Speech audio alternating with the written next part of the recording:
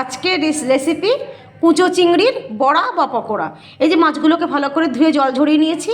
এদিকে নিয়েছি পেঁয়াজ কুচি, ধনেপাতা কুচি, কাঁচা লঙ্কা কুচি আর গ্রেট করা রসুন।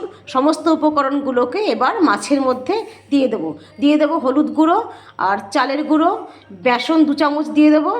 দিয়ে এগুলোকে প্রথমে আলতো হাতে দিয়ে মেখে নেব। পরিমাণ মতো নুন দিয়ে দিয়েছি, তারপর একটু গুঁড়ো লঙ্কাও দেবো লাল রঙের, যাতে সুন্দর একটা কালার আসে। দিয়ে আলতো হাতে মেখে নেব।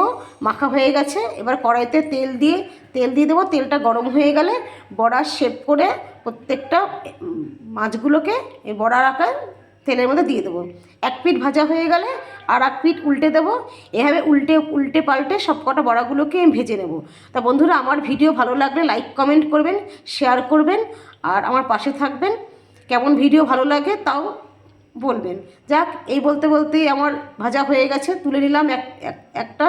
আবার দিয়েছি আর একবার, মানে ভেজে নেবো আর কি। সব কটা বড়াকেই একই রকমভাবে উল্টে পাল্টে ভেজে তুলে নেব। আর থ্যাংক ইউ সবাইকে, ধন্যবাদ।